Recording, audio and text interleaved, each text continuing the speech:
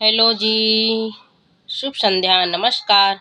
आइए, आपका मैं नित्य संस्कृत क्लासेज में आपका स्वागत और अभिनंदन करती हूँ। आज हम लोग पढ़ने वाले हैं टीजीटी के सिलेबस में निर्धारित डॉक्टर बाबूराम सक्सेना द्वारा जो व्याकरण प्रवेशिका है उसका अध्ययन कर रहे हैं हम लोग। तो वन लाइनर के माध्यम से हम लोग व्याकरण का अध्ययन कर रहे हैं।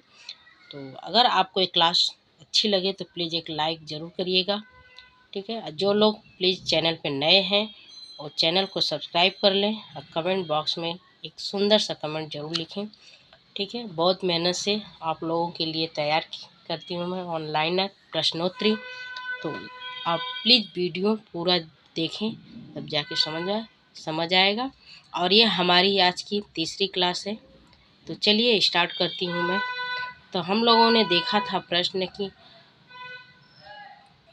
किस मत में किया गया है, मतलब किसके मत में किया गया है, क्या किसके मत में किया गया है। गिर शब्द के गिर शब्द से टच का विधान किसके मत में किया गया है, तो सेनक के मत में किया गया है। यहाँ तक हम लोगों ने देखा था।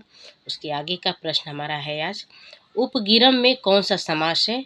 तो उपगिरम में अगर पूछा जाता है कि उपगिरम में कौन सा समास है, तो अव्यय भाव समास है, ठीक है। आगे है उसके इसमें आगे है अव्ययम विभक्ति, जो पृष्ठ संख्या 238 पे बाबूराम सक्सेना पुस्तक में है।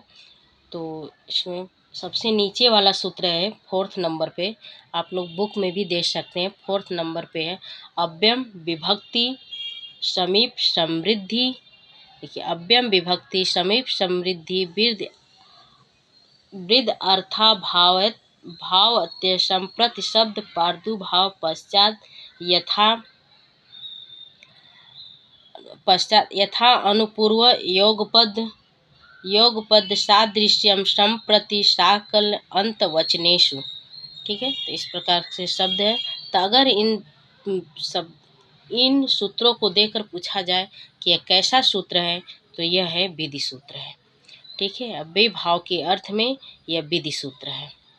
और इनमें 16 अर्थों में कौन सा समास होगा, तो यह इसमें 16 है। जैसे अव्यय में 1, विभक्ति 2, समीप 3 और समृद्धि 4, 5, भावत 6 और संप्रति 7।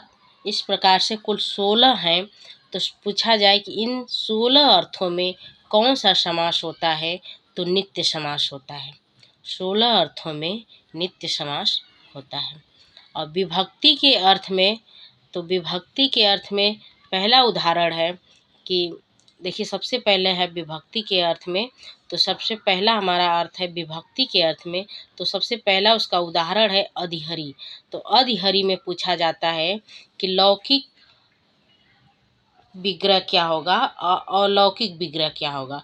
तो लौकिक विग्रह होता है हरौ इति, लौकिक विग्रह हरौ इति होगा। अगर पूछा जाए कि अलौकिक विग्रह क्या होगा, तो हरौ डी अधि, हरौ डी अधि, ठीक है, अलौकिक विग्रह है।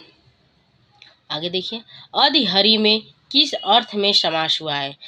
पूछा जाए प्रश्न कि अधिहरी में किस अर्थ में समास हुआ है, तो विभक्ति अर्थ में हुआ है।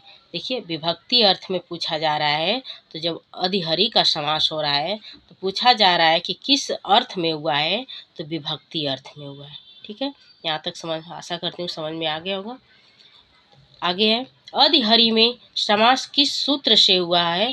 तो अधिहरी में समास अव्ययम विभक्ति समीप समृद्धि इस अर्थ में हुआ है, ठीक है।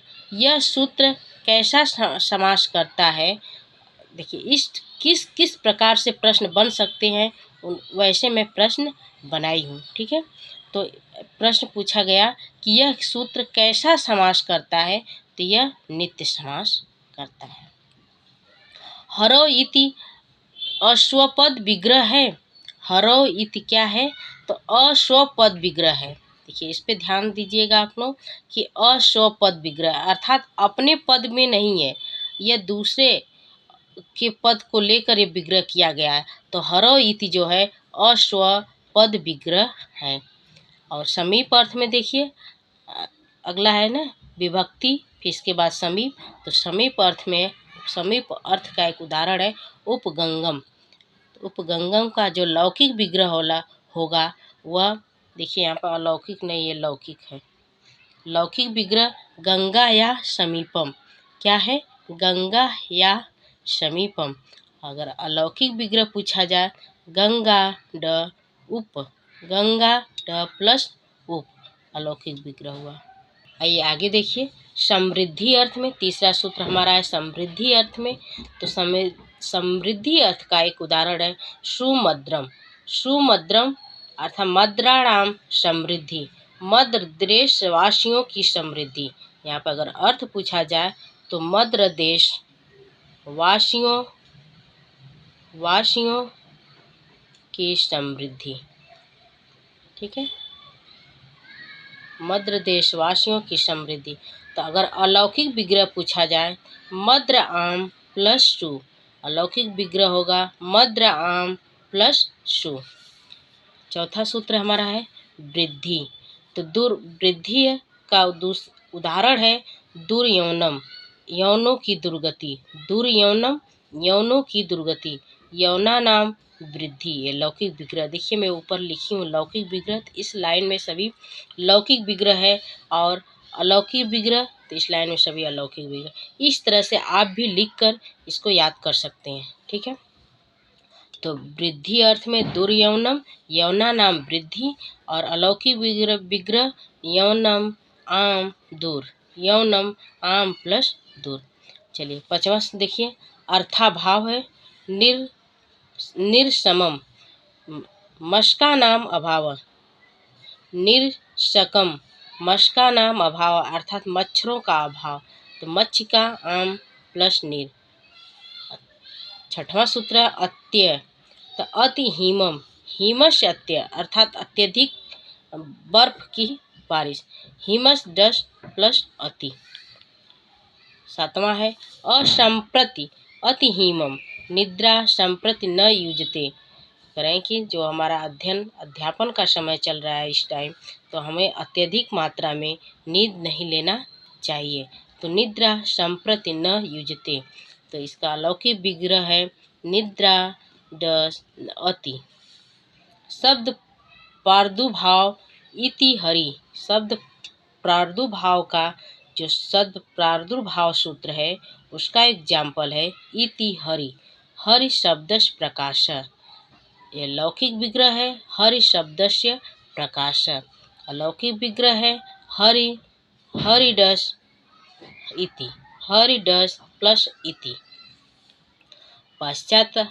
पश्चात अर्थ में अनुविष्णु, विष्णु पश्चात, लौकिक विग्रह होगा पश्चात अर्थ में अनुविष्णु, विष्णु पश्चात। तो विष्णु डस अनु इम्पोर्टेंट है, पूछा जा चुका है ये अनुविष्णु, ठीक है। 10वां देखिए, यथा मोस्ट इम्पॉर्टेंट, इसके लगा लीजिए आप मोस्ट इम्पॉर्टेंट।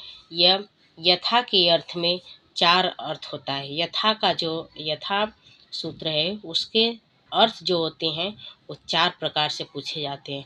तो योग्यता अर्थ में, विवक्षा अर्थ में, अनतिक्रम्य अर्थ में, सादृश्य अर्थ में।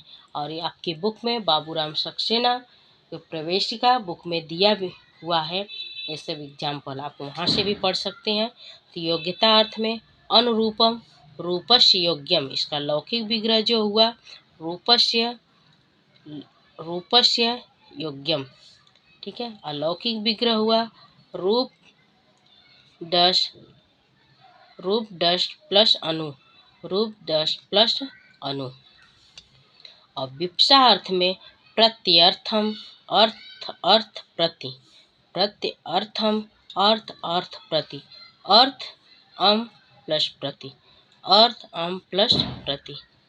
अनतिक्रम्य यथाशक्ति, अनतिक्रम्य यथाशक्ति, शक्तिम अनतिक्रम्य, शक्ति, ये देखिए लौकिक विग्रह है, शक्तिम अनतिक्रम्य लौकिक विग्रह है। इसका ये विभक्ति अर्थ में है, और ये उसका अर्थ क्या होगा वो है, ये लौकिक विग्रह है या लौकिक विग्रह है, ठीक है। शक्ति अम प्लस यथा, शक्ति यम प्लस यथा है, इधर लिख देती हूँ मैं, नहीं दिख रहा है तो यथा। ठीक है। सादृश्य सहरि, हरे सादृश्यम, हरि टा प्लस ट। देखिए यहाँ पे एक नया जुड़ गया टा। टा कैसे जुड़ा है? ते अव्यय भावे च काले सूत्र से स के स्थान, स जो आया हुआ है उसको सह बन गया है। ठीक है। स के स्थान पे सह बन जाता है। इस अव्यय च काले सूत्र के अनुसार स के स्थान पे सह बन जाता है। ठीक है। तो हरि टा प्लस स, यह सूत्र भी दिया हुआ है आपकी बुक में। ठीक है। अब चलिए अनुरूपम का देखिए। 11वां हमारा सूत्र है विभक्ति अर्थ में अनु अनुपु अनुपूर्व्यम, अनुपूर्व्यम अर्थात कम, इसका कम। तो अनुज्येष्ठम, इसका जो उदाहरण है अनुज्येष्ठम, इसका लौकिक विग्रह होगा ज्येष्ठस्य अनुरूपव्यम। और अलौकिक विग्रह है ज्येष्ठ प्लस डस प्लस अनु। ठीक है। योग पद एक साथ होना, इसका अर्थ होगा एक साथ होना, इसका अर्थ होगा कम।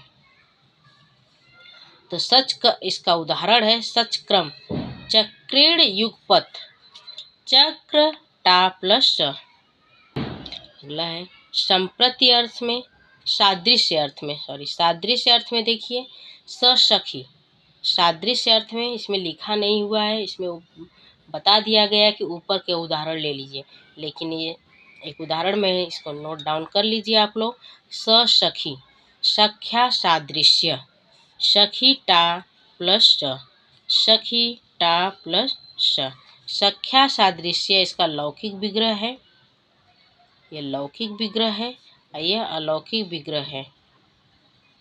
अलौकिक विग्रह टीजीटी के एग्जाम में अलौकिक विग्रह नहीं पूछा जाता है, लौकिक ही ज़्यादातर पूछा जाता है। लेकिन आप लोग जानते रहिए पेपर टफ हो रहे हैं, इसलिए अलौकिक भी पूछा जा सकता है। ठीक है। तो हमें अपनी तैयारी को अच्छी रखनी है, तो हमें सीखना पड़ेगा कि अलौकिक विग्रह इसका क्या होगा और लौकिक विग्रह क्या होगा। तो इसका जो सखी है उसका लौकिक विग्रह सख्या सादृश्य है, अलौकिक विग्रह है सखटा प्लस स। अगला है संपत्ति, संपत्ति का सछत्रम, सछत्रम, छत्राणाम संपत्ति, छत्राणाम संपत्ति, छत्र आम प्लस स। और साकल्य, सबको शामिल कर लेना, साकल्य इसका अर्थ होता है सबको शामिल कर लेना। इसका उदाहरण है सत्रीणम। तो तीर्णम अपि अपरित्यज्य, तीर्णम अपि अपरित्यज्य लौकिक विग्रह है। अलौकिक विग्रह तीर्ण टा सह, तीर्ण टा प्लस स लौकिक है। और अंत में है अंत, लास्ट में आता है इसका 16वां जो है अंत, तक के अर्थ में अग्नि ग्रंथ पर्यंतम, अग्नि ग्रंथ पर्यंतम। तो अग्नि टा प्लस स, अग्नि टा प्लस स। ठीक है। तो 16वां यहाँ तक लास्ट होता है।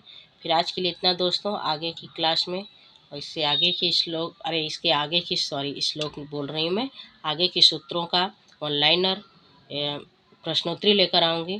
फिर आज के लिए इतना ही। नमस्कार, जय हिंद। प्लीज़ आप लोगों से विनम्र निवेदन है कि जो लोग क्लास पहली बार देखते हैं प्लीज़ चैनल को सब्सक्राइब कर लें और बेल आइकन को प्रेस कर लें, ताकि आपको रोज़ साहित्य की और व्याकरण की दोनों क्लास होती हैं तो आपको प्राप्त हो सके। ठीक है। तो नमस्कार, जय हिंद।